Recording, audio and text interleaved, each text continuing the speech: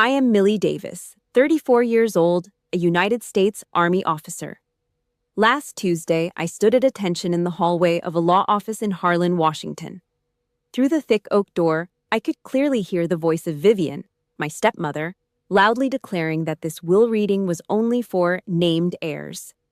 It was followed by a scoffing laugh from Derek, her son. In my hand was a thin file. It was so thin it could slide through a crack in the door, but its weight was enough to level 16 years of lies. What Vivian didn't expect was that my father's final call on his deathbed wasn't to her, nor to her children, but to a woman Vivian had never heard of. Before I take you back to where it all began, take a moment to like and subscribe to the channel. And if you're watching right now, let me know your location and local time in the comments. I'd love to know where you're watching from. Now, let me take you back to Harlan, Washington, in the fall of the year I was 14. And the night my mother's hospital room went silent, the sound didn't scream. It didn't explode. It was a single, piercing beep that sliced the hospital room in half. A flat, neon green line ran across the monitor like a razor blade.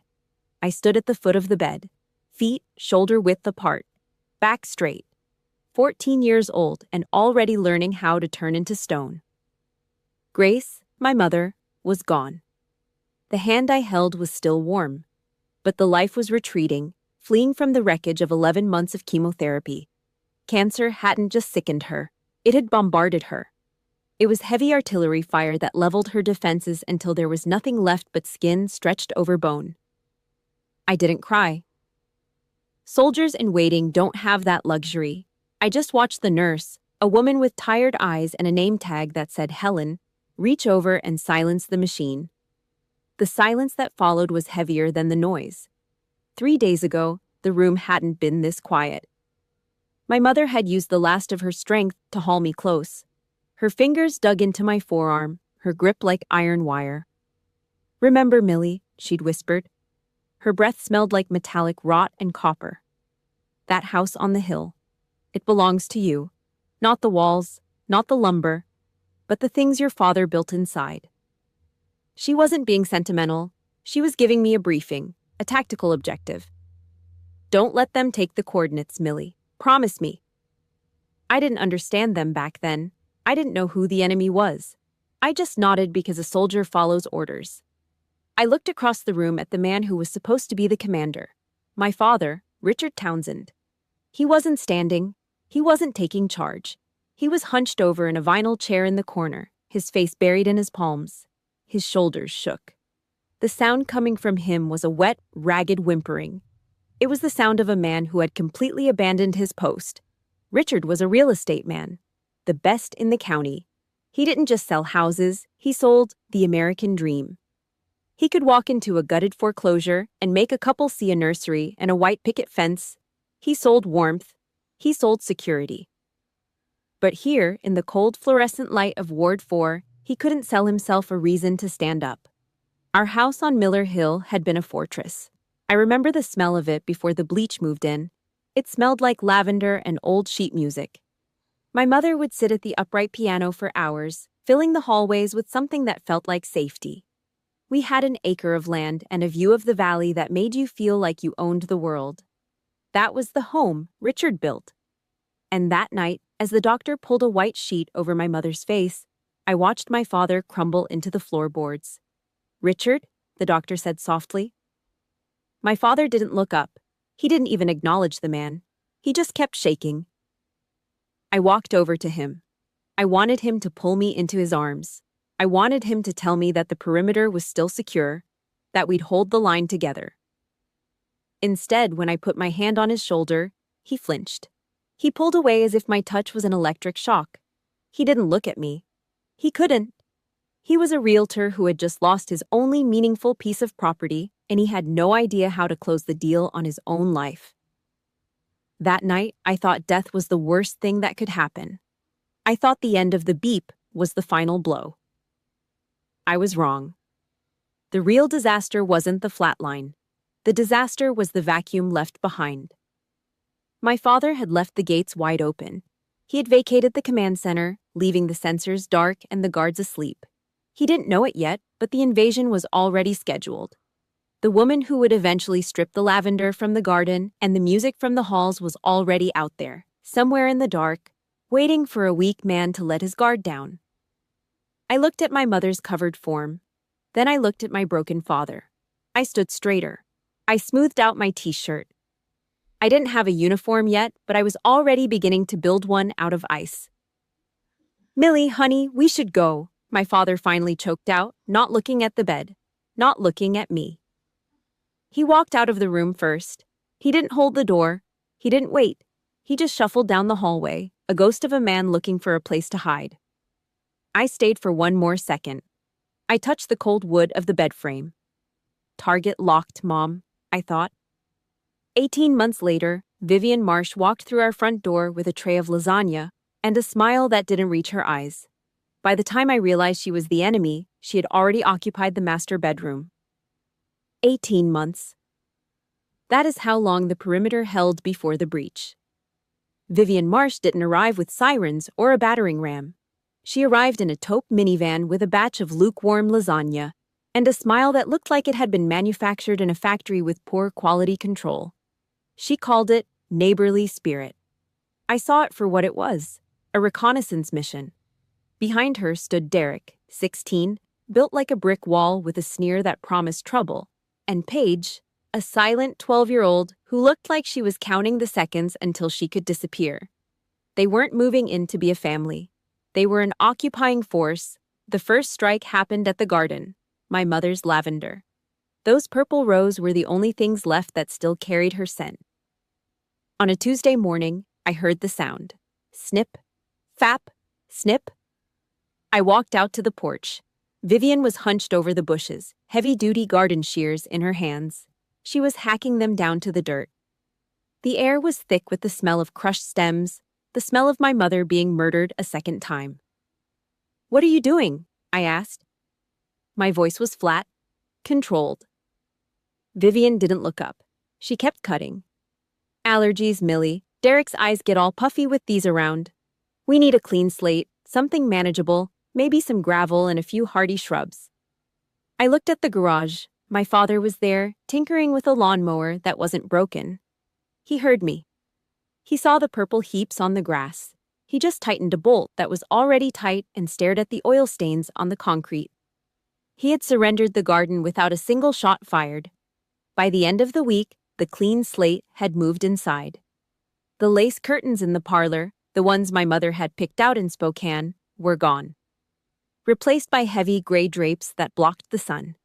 The upright piano, the one that used to fill the house with Chopin, was pushed into a corner of the dining room. It became a shelf for Vivian's ceramic chickens. Derek claimed the piano room. He brought in a beanbag chair and a television that roared with the sound of gunshots and engines from his Xbox. One afternoon, I sat down at the keys. I struck a single middle C. The note was pure. It was a memory. Before the sound could even fade, the television volume surged. A wall of artificial noise slammed into my back. Vivian walked through, holding a pile of laundry. She didn't look at me. She didn't say a word. She just adjusted a picture frame on the wall and kept walking. That was her primary weapon. Total erasure. If she didn't acknowledge you, you didn't exist. You were just furniture that hadn't been sold yet. The annexation of my life reached its peak on a Friday night. I was in my room, my sanctuary, reading a manual on engine repair. The door opened without a knock. Vivian stood there. She didn't come in. She just leaned against the frame, wiping her hands on a floral apron. "Millie, honey, we've been talking about space, about privacy." I sat up. I felt the hair on my neck rise. "Derek is a growing boy," she continued. Her voice was sweet, like rotting fruit. "He needs a room that fits his energy. And you're nearly 16. A young woman needs her own separate quarters, a place where you won't be bothered by the boys." "This is my room," I said. "The basement is finished," she said, ignoring my statement. "We've put down some nice rugs. It's cool, quiet. Your father thinks it's a great way for you to have your own suite." I looked past her. Richard was standing at the end of the hallway, near the linen closet. He was looking at his shoes. "Dad?" He didn't look up. He cleared his throat, a dry, pathetic sound. It's just for a while, Millie, until we figure things out. It's more practical this way. He didn't meet my eyes. He turned and walked toward the kitchen, his back hunched, retreating into the smell of the pot roast Vivian had made to soften the blow. That night, I moved. I didn't cry. I carried my mattress down the narrow, creaking stairs. I dragged my box of books into the dark. The basement smelled of damp concrete, old furnace oil, and defeat. My suite was a corner next to the water heater, shielded by a moth-eaten curtain. At dinner, the shift was complete.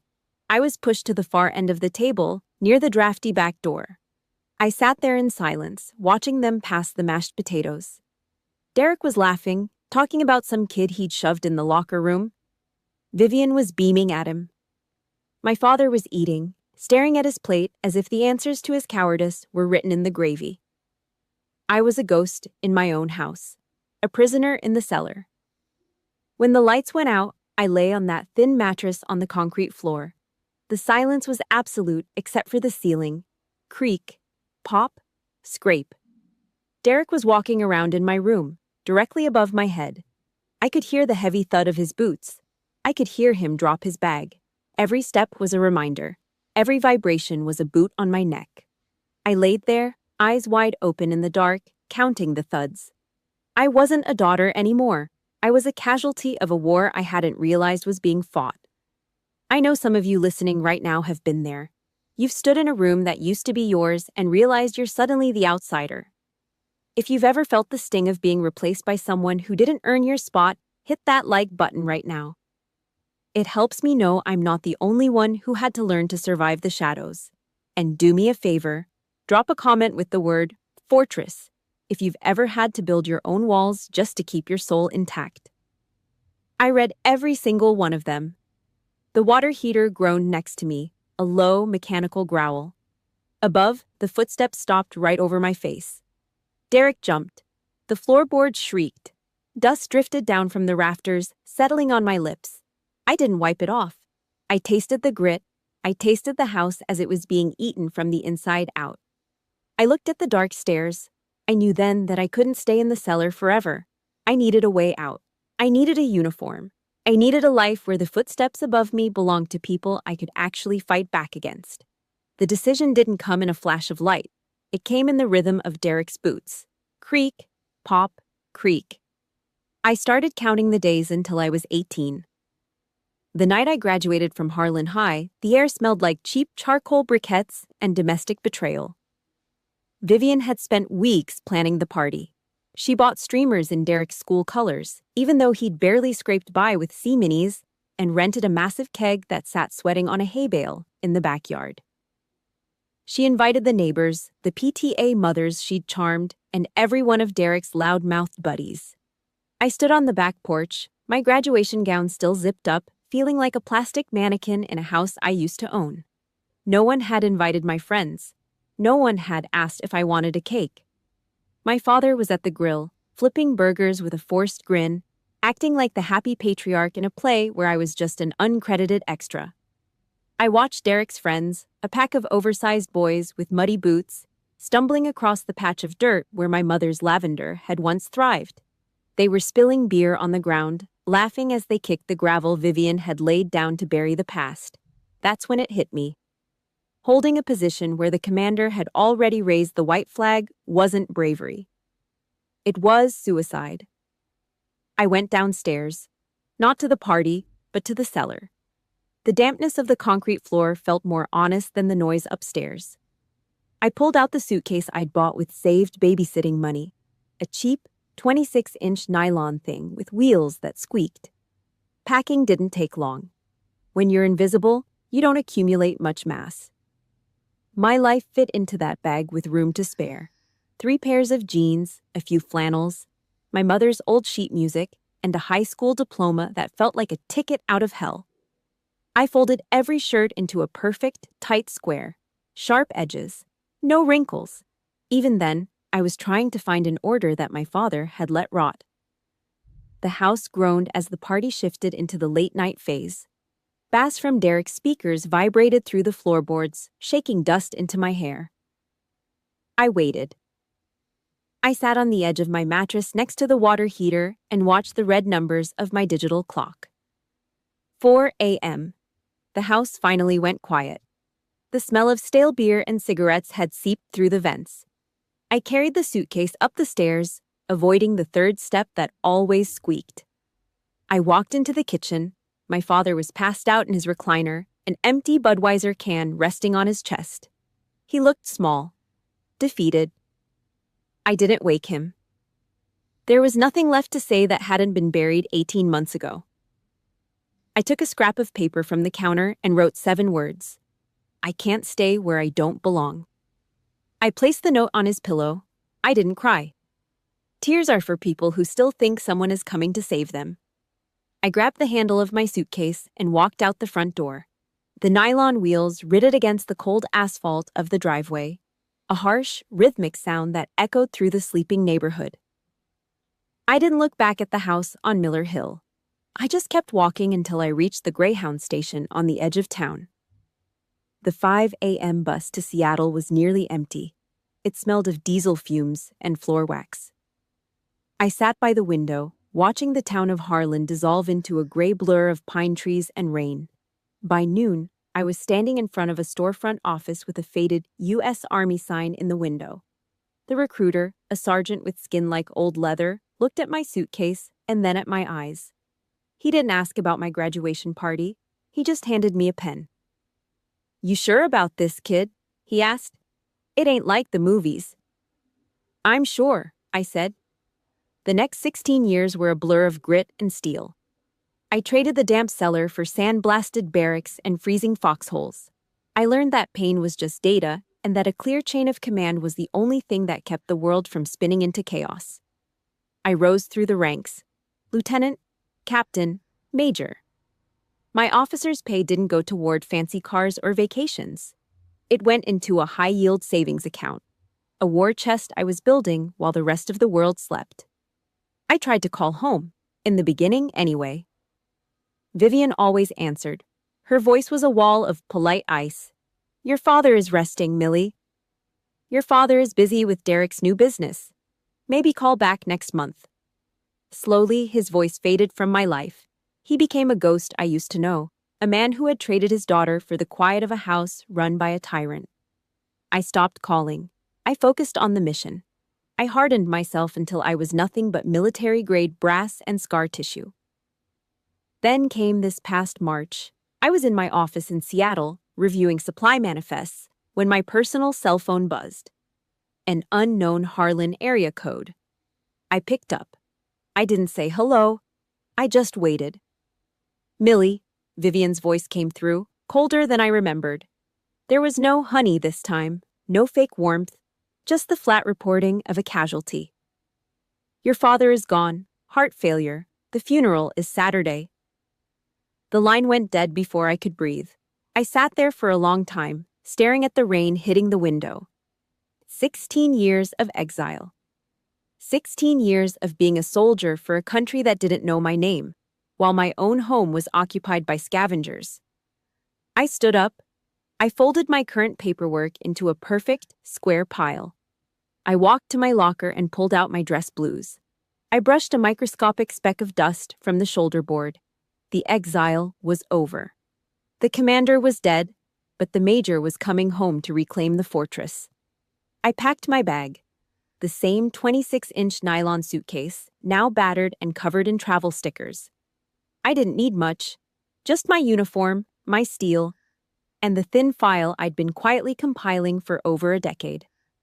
Vivian thought she had won because the house was silent. She forgot that I was the one she'd trained to survive in the dark. The 3.5-hour drive from Seattle to Harlan felt like a slow crawl through a graveyard of memories. I kept the heater in the rental Nissan cranked to high, but the cold stayed in my marrow. Outside, the evergreen trees turned into jagged silhouettes against a bruised, gray sky. By the time I crossed the town line, the rain had turned into a steady, freezing mist. Harlan hadn't changed. It was still a town held together by rusted iron and stubborn silence. I drove past the diner where the neon sign still flickered with a dying buzz, then pulled into the gravel lot of the Church of the Holy Cross. I sat in the car for exactly 2 minutes. I checked my reflection in the visor mirror. My dress blues were perfect. Every ribbon was aligned. Every brass button shone like a threat. My hair was pulled back into a bun so tight it pulled at my scalp. I didn't need a hug. I needed armor. I stepped out. The gravel crunched under my polished heels, a sharp, rhythmic sound that announced my arrival. Inside, the church smelled of floor wax, wet wool, and old, damp pine. It was a suffocating scent. I paused at the heavy oak doors, my eyes sweeping the room like a tactical sensor. I wasn't looking for comfort. I was assessing the terrain. Enemy position. Front left pew. Vivian was draped in black lace, a veil obscuring her face, though I could see her clutching a silk handkerchief. Next to her sat Derek, his shoulders bursting out of a suit that looked too expensive for a man without a job. Paige sat on his other side, her head bowed so low her chin touched her chest. They looked like a portrait of grief. It was a lie so well crafted it made my skin crawl. The rest of the pews were filled with the people of Harlan, shopkeepers, old neighbors, people who had watched me grow up and then watched me disappear.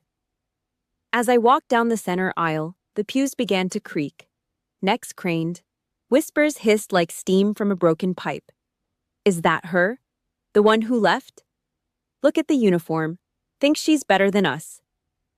I ignored them. I kept my eyes fixed on the mahogany casket at the front. I needed to see him. I needed to see the man who had let our world burn. I reached the third row. My boots were 6 feet from the front pew when the wall moved. Derek stood up. He didn't move like a mourner. He moved like a bouncer. He stepped into the aisle, his massive frame blocking my path. He smelled of cheap cologne and tobacco. That's far enough, he said. His voice was a low growl, intended to stay below the organ music. I looked him in the eye. I didn't flinch. Step aside, Derek. I'm going to see my father.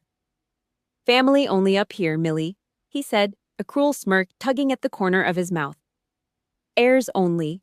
Vivian's orders. You're just a guest now. Go find a seat in the back with the rest of the tourists. I looked past him. Vivian didn't turn around. She didn't move an inch. She just sat there, a black-clad statue of authority. In the field, if a man blocks your path, you have protocols. You neutralize the threat. But here, in a room full of Harlan's finest gossips, the rules were different. To fight him would be to give them the show they wanted. It would be a surrender. I am his daughter, I said. My voice was ice. You were a ghost for 16 years, Derek hissed. You don't get to play the mourning child now. Move, or I'll have the sheriff escort a disturbed veteran out of the building. The silence from the pews was absolute. No one stood up for me. No one called out the injustice. In the army, if you're under fire, your squad pulls you back. Here, I was alone in a room full of people who shared my history, but none of my blood. I took one step back, then another. I didn't lower my head. I maintained my posture, shoulders back, chin level. I retreated to the very last row.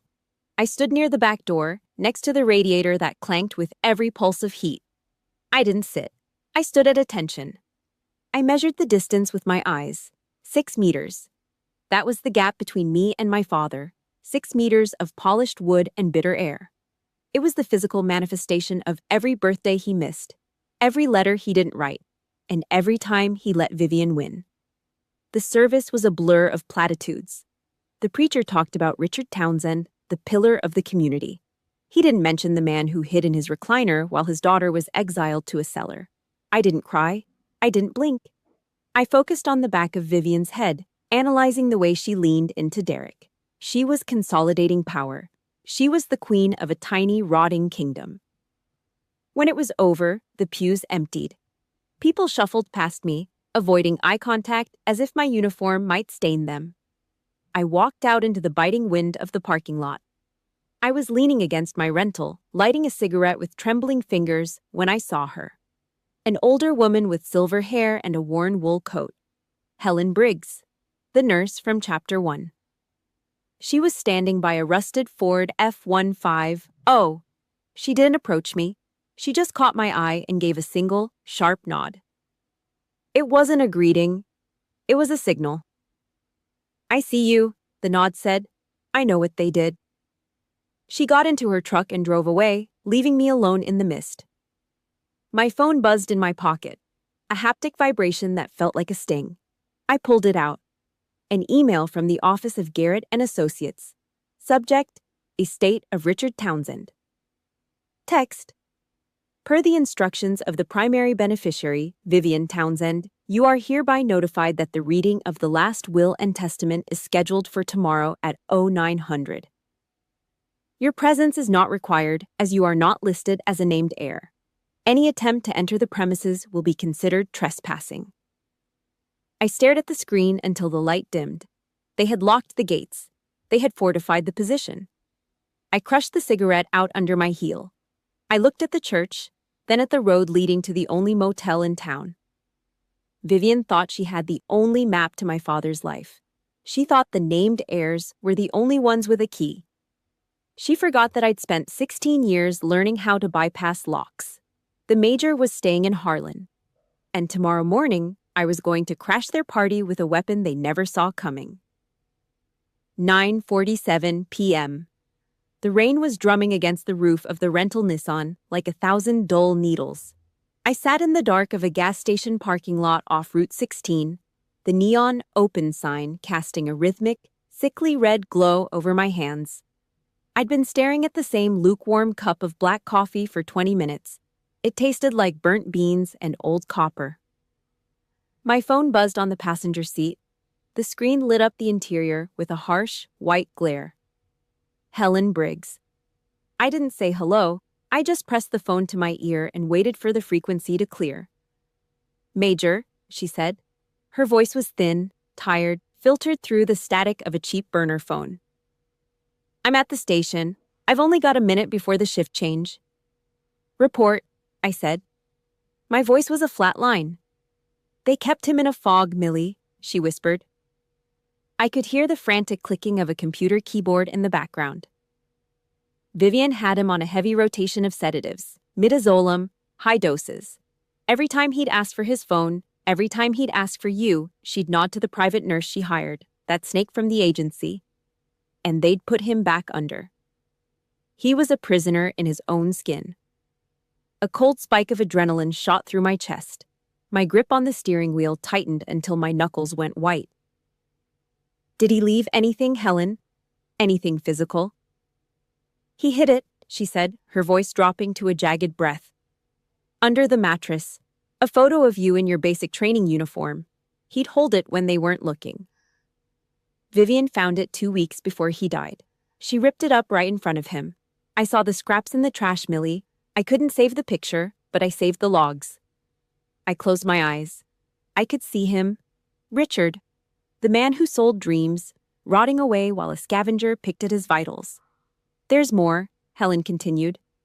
Last year, when Vivian was in Spokane for 3 days, your father had a moment of clarity. He made me drive him to Bridgewater. He kept saying, Sabrina deserves to know the truth. I didn't know who Sabrina was back then. My mother's middle name, I whispered. He met a lawyer, Margaret Vance. He was terrified, Millie. He knew the clock was running out. I watched him sign the papers with hands that wouldn't stop shaking. He had a psychiatrist there to witness it, to prove he was of sound mind before Vivian started the heavy meds. He wasn't just signing a will. He was launching a flare. Send me the coordinates, I said. I already did. Check your encrypted folder. Margaret is waiting for you. Saturday morning, 0800. The line went dead. I sat in the silence of the car, the rain still hammering above me. I looked at the digital clock. The seconds ticked by with mechanical cruelty. I didn't feel sadness. I felt a cold, calculated rage that moved through my veins like liquid nitrogen. Sunday morning, I drove to Bridgewater. The office was a small brick building sandwiched between a hardware store and a laundromat. No mahogany, no oak doors, just a humming fluorescent light and a woman named Margaret who looked like she'd spent 40 years fighting losing battles for people who had nothing left. She didn't offer me tea. She didn't offer condolences. She just slid a manila folder across the scarred wooden desk. He knew you'd come back, Margaret said. She adjusted her glasses, her eyes sharp behind the lenses. He told me you were a soldier. He told me you'd understand a tactical retreat. This is the second will, Major. It was executed 14 months ago. Fully notarized, psychiatrist's affidavit attached. It supersedes anything Vivian holds. I opened the folder. The paper felt heavy. Real. I, Richard Townsend, being of sound mind. My eyes skipped down to the primary clause. To my daughter, Millie Davis, I leave the property known as the Miller Hill Estate in its entirety. I looked at the signature. It was jagged. A mess of ink that looked like a man drowning on dry land. But it was his. There's a note, Margaret added. She handed me a small yellowed envelope. I opened it. The handwriting was cramped, written in a hurry. Millie, it read. I was a coward. I let the fortress fall because I was too tired to fight the shadows. I failed you when I was alive. I won't let you fail now that I'm gone. The house is your armor. Use it. Take back the ground I lost. I'm sorry I was late to the bus. Love, Dad. The bus. The Greyhound station. 16 years later, he finally answered the note I'd left on his pillow. I stood up. My back was a straight line. I folded the documents into the thin file I'd been carrying. It wasn't just paper anymore. It was a magazine, loaded and locked. What are you going to do? Margaret asked. I didn't look back. I just adjusted my coat and stepped out into the biting air of the Washington morning. I'm going to a meeting, I said. I walked to my car. I checked my watch. 8:45. I drove back toward Harlan. I didn't speed. I maintained a steady, deliberate pace. I watched the familiar landmarks pass by, the rusted silos, the pine brakes, the signs for property I used to believe in.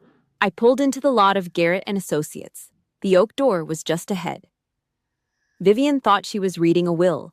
She thought she was collecting the spoils of a quiet war.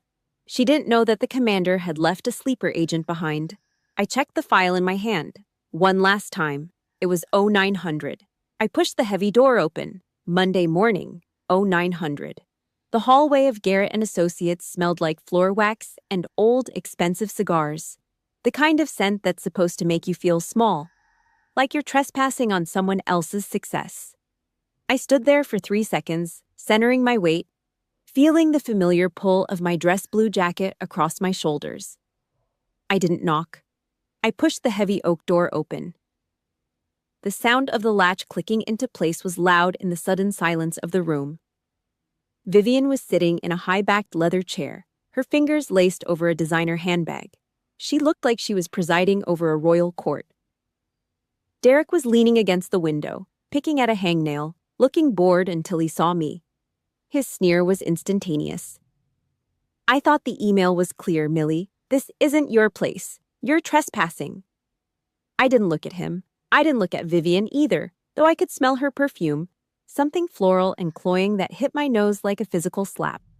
I walked straight to the long conference table. My heels didn't click. They thudded with purpose. Garrett, a man with skin like parchment and eyes that only saw billable hours, looked up from a stack of papers. He adjusted his glasses, his expression shifting from annoyance to a practiced, patronizing pity. Major Davis, as I informed you, the reading is for named heirs. Perhaps we can schedule a brief talk later this week. The reading starts now, I said. My voice was low. The kind of low that makes people stop breathing just to hear the end of the sentence. I didn't wait for a response. I reached into my bag and pulled out the manila folder Margaret Vance had given me. I didn't hand it to him. I dropped it. Slap. The sound of the folder hitting the oak table was dry and final. It sounded like a gunshot in a library. I'm not here to argue, Garrett, I said, maintaining the breathing of a sniper, slow, deep, rhythmic. I'm here to provide the actual coordinates. Open it. Derek laughed, a harsh, jagged sound. What's that? A list of your grievances, or maybe a bill for 16 years of being a ghost. I ignored the noise. I watched Garrett. He hesitated, then reached out and flipped the folder open. I saw his eyes track the first page, then the second. I watched the muscle in his jaw clench. He stopped breathing for a second. This Garrett started, his voice losing its edge. This is a notarized will, executed 14 months ago. The room went cold. I could see the dust motes dancing in a sliver of morning light, frozen. Vivian leaned forward, her knuckles white as they gripped the arms of her chair. What are you talking about, Arthur? That's impossible. He wasn't himself last year. He was confused. The folder contains a sanity affidavit from a board-certified psychiatrist, Vivian, I said. I looked at her then. I saw the crack in her foundation, the tiny tremor in her lower lip that she couldn't hide with all the expensive lipstick in Washington. And a sworn statement from Nurse Helen Briggs regarding the confusion you were manufacturing with high-dose sedatives. Garrett cleared his throat. He looked at Vivian, and for the first time, there was no pity in his eyes. There was only the calculated fear of a man realizing he was on the wrong side of a landslide. Mrs. Townsend, Garrett said, his voice dropping an octave. This document appears to be fully compliant. It's a second will. It supersedes the one we have on file, and it includes detailed allegations of medical manipulation. Derek moved then. He slammed his hand onto the table, the wood groaning under his weight. This is a scam. She probably found some back alley lawyer to forge this. We're suing. We're taking everything. I didn't move. I stood at attention, watching him spiral. He was a man-child losing his toy, and the tantrum was exactly what I'd predicted. You can sue, I said, my voice cutting through his shouting like a knife through wet cardboard. But while you do, the police will be reviewing the medication logs Helen Briggs kept. They'll be looking at why my father was being pumped full of midazolam every time he tried to call his lawyer. It's called elder abuse, Derek. In this state, it carries a mandatory prison sentence. Vivian's mask didn't just crack, it shattered. She went pale, the color draining from her face until she looked like the ghost she'd tried to make me. She reached out, her hand trembling, as if trying to grab the papers back from Garrett. Richard loved me, she whispered. It was a pathetic sound. A lie she'd told herself so many times she actually believed the echoes. He loved the fortress, I said, and he realized you were the one tearing it down brick by brick. In the corner of the room, Paige finally looked up. She hadn't said a word since I walked in. Her eyes were red, her face sallow. She looked at her mother, then at the folder on the table. Vivian turned to her, her voice shrill and desperate. Paige, tell them. Tell them how happy he was. Tell them Millie is lying.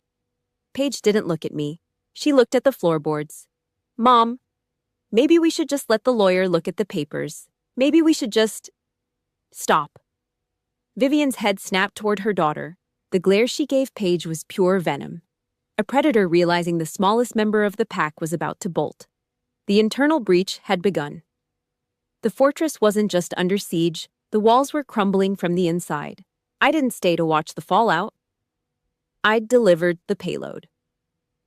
The explosion was inevitable now. I turned on my heel. I walked toward the door, my posture as straight as a steel rod. We aren't finished, Derek yelled at my back. I didn't stop. I didn't look back. Actually, Derek, I said, my hand on the heavy brass handle. I'm just getting started. If you've ever watched someone smile to your face while they were picking your pockets, hit that like button right now. We've all dealt with a Vivian. Comment the word truth if you believe that no matter how deep you bury a lie, the light always finds a way in. Subscribe so you don't miss the next move in this campaign. I stepped out into the hallway. I didn't breathe a sigh of relief. I just checked my watch. The first battle was over, but I knew the enemy wouldn't retreat quietly. They were cornered rats now, and cornered rats always bite. I walked out to the parking lot, the cold Washington air filling my lungs. I got into the car and looked at the house on Miller Hill in the distance. The coordinates were set. The artillery was in place. The air at the Harlan Cemetery tasted like wet granite and pine needles. It was the kind of damp, bone-chilling cold that only hits the Pacific Northwest in early spring. I stood by the new headstone, my boots sinking slightly into the fresh mud. Richard Townsend. A man who spent his life selling people their futures but couldn't hold onto his own past. I didn't bring flowers. I don't believe in decorating a grave. but someone else had. At the base of the stone sat a wreath. It wasn't the polished, expensive kind Vivian would buy to show off to the neighbors. It was a messy, hand-woven circle of wildflower stems and thorny vine. It looked like it had been put together by someone whose hands were shaking. A small white card was tucked into the thorns. "I'm sorry, Dad," it read. The handwriting belonged to Paige. It wasn't a tribute, it was a white flag. A total, unconditional surrender from the enemy's camp. I stared at the thorns for a long time. In the army, a soldier knows how to handle a surrender. You secure the perimeter. You process the prisoner. You don't get sentimental. But as the wind whistled through the cemetery oaks, I felt a hairline crack in the ice I'd spent 16 years building around my heart. Night came fast. I was back at the Harlan Motel, a low-slung building that smelled of stale cigarettes and industrial cleaner. The neon vacancy sign hummed outside my window, a jagged red buzz that made my teeth ache. I was sitting at the small laminate desk, my hands busy cleaning the brass on my uniform, a habit of discipline that kept my mind from drifting. A sharp, uneven knock hit the door. I didn't ask who it was. I didn't reach for a weapon. I just stood up, my back straight, and pulled the door open. Paige stood there. She looked like she'd been dragged through a briar patch. Her eyes were swollen, her hair was a mess under a damp wool coat, and she was shivering so hard I could hear her teeth rattle. In her arms, she clutched an old pine box, the one Richard used to keep on the corner of his desk. "I didn't know," she whispered. Her voice was thin, like a wire about to snap. "Mom said you left because you were heartless. She said you hated us. I believed her. I was the golden child. And I believed her. I didn't invite her in. I didn't offer her a chair. I just stood there, a major in the U.S. Army, watching a 30-year-old woman realize her mother was a monster." "I took this from the office," Paige said, her voice cracking. "Before Derek smashed the desk. He doesn't know. Mom doesn't know." She shoved the box toward me and stepped back into the rain. She didn't ask for forgiveness. She just bowed her head and disappeared into the shadows of the parking lot. Her silence for 16 years was a crime, but handing over that box was a debt paid in full. I sat back down at the desk. The pine box smelled of dust and my father's old pipe tobacco. I opened the lid. Inside was the intelligence Vivian had tried to burn. A photo of me at 8 years old, missing a front tooth and wearing a lopsided ponytail. A single dried sprig of lavender, the last remnant of my mother's garden, and a stack of envelopes. They were cards, birthdays, Christmases, graduation. None of them had stamps. None of them had been mailed. Vivian had intercepted every single one before they could leave the house, but Richard had kept them anyway. At the bottom was a single sheet of yellowed legal pad paper. The ink was faded, the handwriting shaky and desperate. "Millie," the letter started. "The morning you left, I drove to the station. I sat in the driveway for 10 minutes because I was too afraid to face you. And by the time I worked up the courage, I was too late. I arrived at the Greyhound stop 20 minutes after the bus pulled out. I stood in the parking lot and watched the exhaust fumes fade into the hills. I cried. Millie. I sat in that car and I cried like a child. I was a coward. I was weak. I let her win because I didn't think I was worth fighting for. I'm sorry I was always late. I'm sorry I let the bus leave without me. I stared at the page. The major was gone. The officer was gone. There was just a girl in a cheap motel room holding a piece of paper that proved the last 16 years weren't based on a lack of love, but on a lack of strength. Richard hadn't abandoned me. He'd just arrived 20 minutes too late. I pulled the pine box to my chest. I didn't sob. I didn't wail. But the pressure in my chest finally broke. A single, hot tear hit the wood. The commander had left a final report, and for the first time since my mother died, I felt the wounds start to close. He was weak. He was flawed. But he had never stopped loving me. The healing lasted for exactly 3 minutes. Then, the discipline returned. I looked at the lavender. I looked at the letter. The internal conflict was resolved. The tactical map was clear. I no longer had to wonder if I was fighting for a man who didn't want me. I was fighting for the man who had sat in a dusty parking lot and watched his world drive away because he was too broken to stop it. I stood up and walked to the closet. I pulled out my laptop. I didn't need Paige's hand-wringing or Vivian's fake tears. I had the truth. I opened the file for attorney Margaret Vance. My fingers hit the keys with a cold, mechanical precision. "The ceasefire is over," I whispered to the empty room. The psychological baggage was gone. The internal war was won. Now it was time for the legal artillery to level the hills. Tomorrow, the no-contact phase was over. Tomorrow, I was going to strip Vivian of everything she'd stolen, brick by brick. I closed the pine box and locked it in my suitcase. I didn't sleep. I just waited for the sun to rise over Harlan. 11 weeks. That is how long it took for the legal gears to chew through Vivian's lies. 11 weeks of filings, depositions, and the kind of suffocating silence that only exists in a courthouse hallway. I didn't spend that time crying. I spent it in a motel room, folding my socks into perfect squares and studying the medication logs Helen Briggs had smuggled out like stolen ammunition. The mediation room at the Harlan County Courthouse was small and smelled of stale coffee and desperation. Margaret Vance sat next to me, her briefcase open, her eyes as cold as a mountain lake. Across from us, Vivian looked smaller. The black lace was gone, replaced by a beige suit that was supposed to look respectable, but just looked cheap under the flickering fluorescent lights. Garrett, her lawyer, was busy looking at his watch. He'd already seen the logs. He knew the ship was taking on water. "Let's be clear," Margaret said. Her voice didn't waver. It was a surgical strike. "We have the original logs from the night shift nurse. We have the affidavit from the attending psychiatrist in Bridgewater. Your client, Mrs. Marsh, systematically sedated Richard Townsend to procure a signature on a fraudulent will. That is not a civil dispute. That is a felony." Vivian didn't look at the papers. She looked at me. The honey was gone. The fake warmth had evaporated, leaving behind a face that was all sharp angles and bitter resentment. "You always were a parasite, Millie," she hissed. "Feeding off your father's guilt. You think this house is yours? You weren't even here when he died. You were playing soldier while I was changing his sheets." "You were drugging him, Vivian," I said. My voice was a flat line. "You weren't changing sheets. You were digging a grave." Garrett cleared his throat, a dry, nervous sound. "My office is withdrawing from this matter due to unforeseen conflicts of interest. Good luck, Vivian." He didn't wait for her to answer. He grabbed his briefcase and walked out, the heavy door thudding shut behind him. That was the first domino. Derek didn't take it as quietly. He sat in the corner, his face flushed a deep, angry red, his breath coming in ragged hitches. He looked like he was about to burst out of his shirt. When Margaret slid the restraining order across the table, he didn't read it.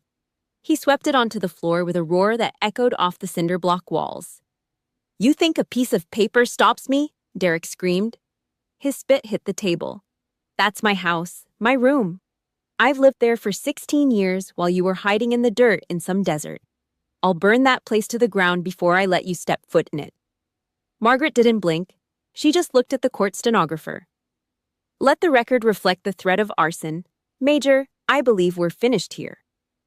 The final ruling came 3 days later.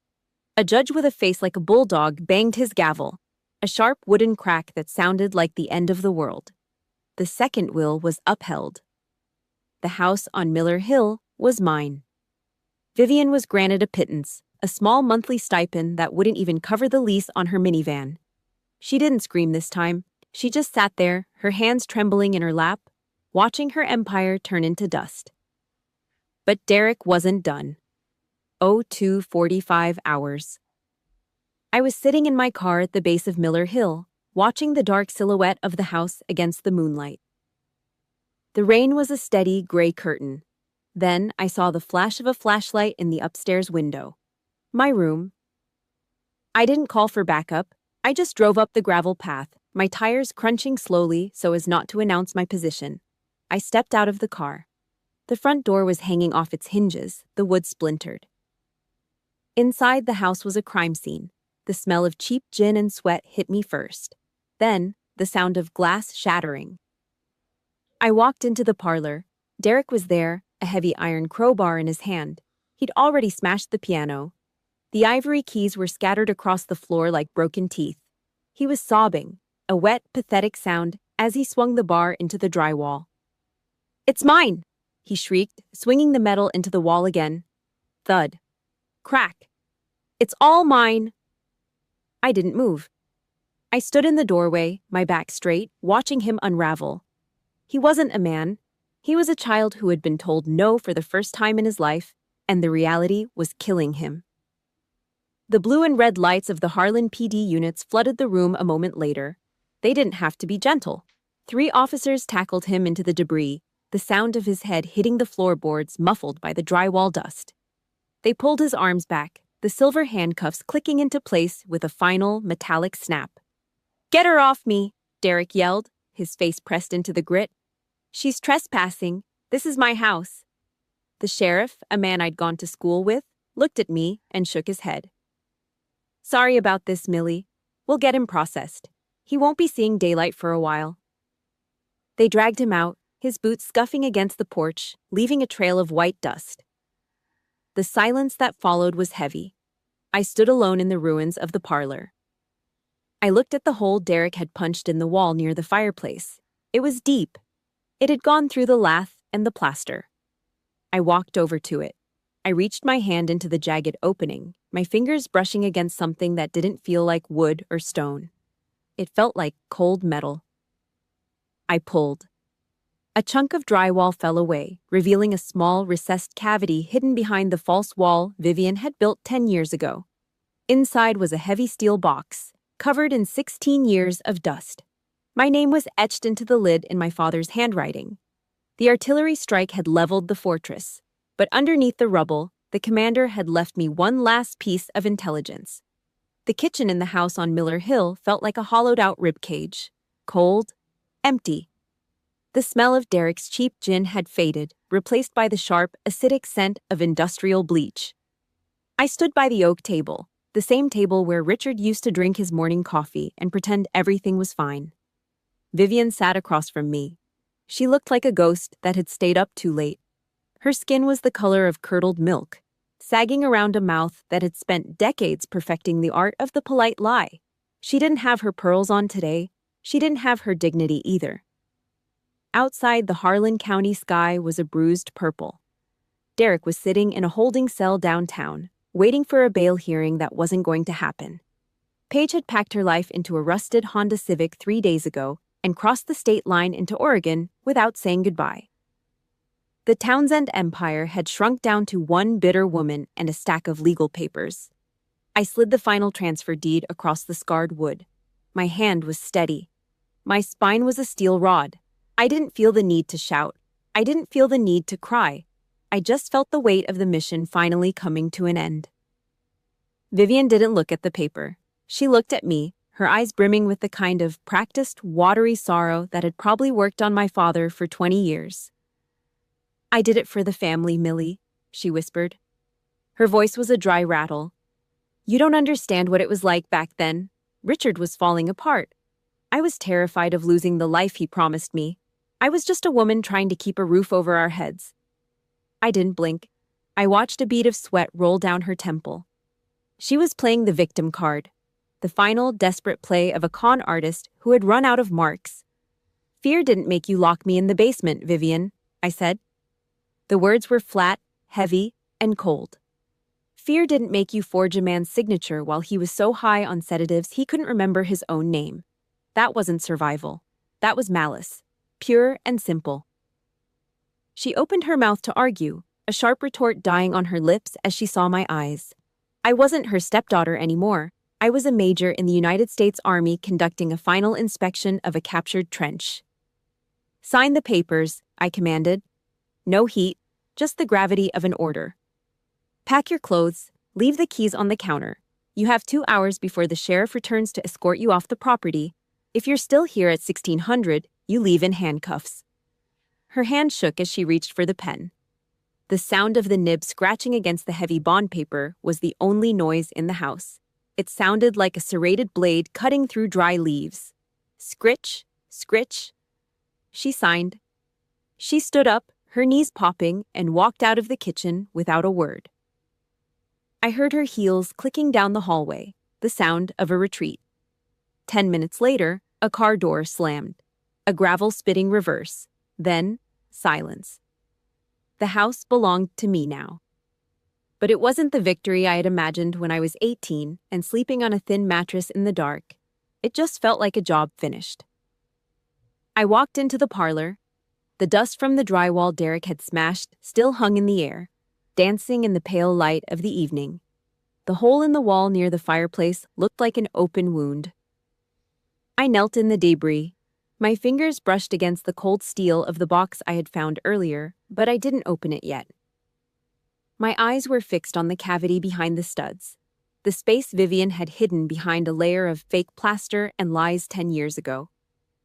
Deep in the shadows of the wall, wedged between two cedar beams, was a frame. I pulled it out. The glass was shattered, a jagged diagonal crack running from the top left corner down to the bottom right, a parting gift from Derek's fist. But the photograph inside was still there. It was a wedding photo. Not Vivian and Richard. It was my mother, Grace, and my father. They were standing on the coast near Seattle. The wind was whipping my mother's hair across her face, and she was laughing, really laughing. My father looked young, his shoulders broad, his eyes clear of the fog that would eventually consume him. Vivian hadn't burned it. She had done something worse. She had entombed it. She had buried the evidence of a life before her, trying to erase the very foundation of who I was. I ran my thumb over the crack in the glass. The sharp edge sliced into my skin, a tiny bead of crimson blooming on the surface. I didn't flinch. The sting was real. The blood was real. The truth had been there all along, bricked up behind the vanity and the greed. Richard had kept it. Even when he was weak, even when he was losing his mind to the pills she fed him, he had kept this one piece of the past safe. I stood up, clutching the broken frame to my chest. I looked around the ruined room. The piano was smashed, the walls were torn. The family was gone. I walked to the front door and stepped out onto the porch. The Harlan air was crisp, smelling of rain and wood smoke. I pulled my cell phone from my pocket and dialed Margaret Vance's number. "It's done," I said. "What now, Major?" Margaret asked. I looked back at the hole in the wall, then down at the blood on my thumb.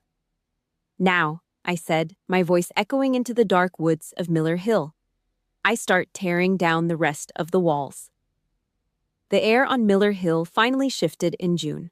The heavy, stagnant dampness of the rainy season had broken, replaced by a sharp, clean breeze carrying the scent of salt from the Puget Sound. I stood in the parlor of the house, watching a local contractor swing a sledgehammer into the last of the false drywall Vivian had installed. Crack, crash. Dust billowed, white and thick, coating my boots. I didn't cough. I just watched as the physical evidence of 16 years of deception crumbled onto the floorboards. Beneath the fake plaster, the original cedar beams remained, scarred but standing. "Take the whole wall down," I said. My voice didn't need to be loud. It carried the weight of a final directive. I spent the rest of the week clearing the debris of a dead era. I hired a tuner to fix the piano Derek had tried to shatter. The ivory keys were reattached, the internal wires tightened. When he hit the middle C, the note was clear, resonant, and true. It didn't sound like grief anymore, it sounded like a pulse. Outside the backyard was a construction site of a different kind. I spent 3 days on my knees, digging into the dirt where my mother's garden used to be. The soil was stubborn, packed hard with gravel and neglect. I turned it over with a rusted spade, my hands blistering, my back aching. I didn't stop until the earth was dark and soft again. I planted the seeds on a Tuesday morning. English lavender. I watched the soil settle over the tiny kernels of life. I wasn't just planting flowers, I was reclaiming the oxygen in this town. By noon, I had signed the first round of checks to reactivate the Richard Townsend Scholarship Fund.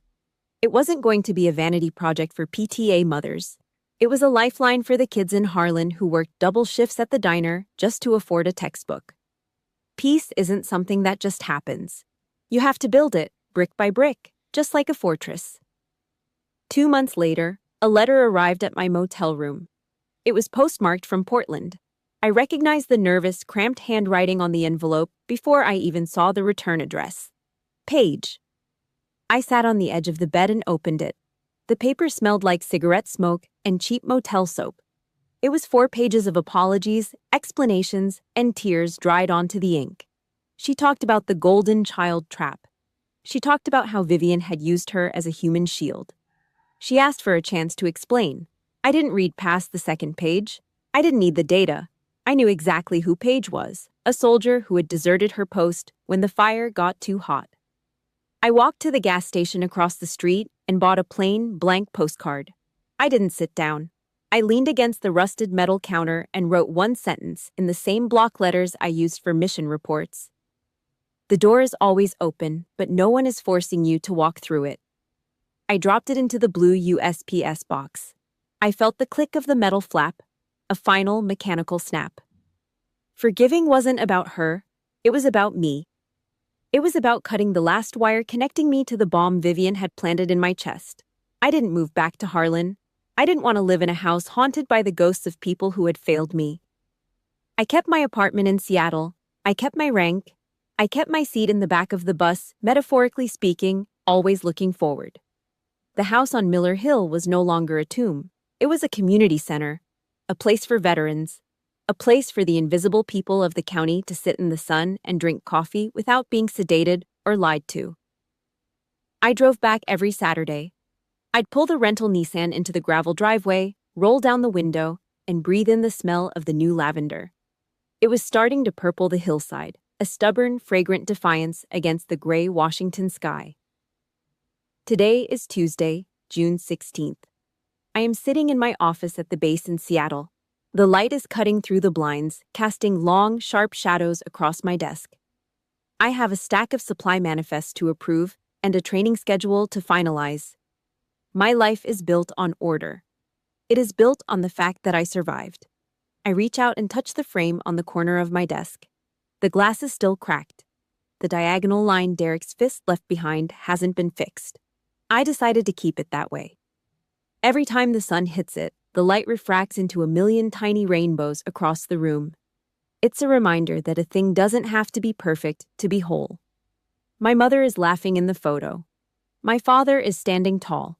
The firepower of Vivian's greed had tried to burn them both into ash, but they had survived the cellar. They had survived the drywall.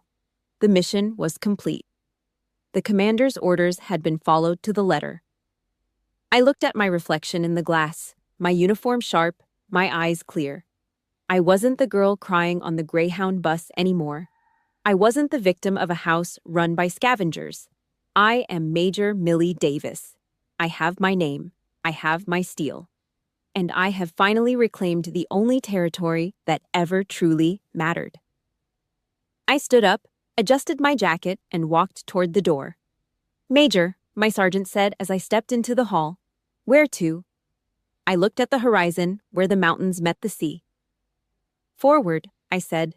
"Always forward."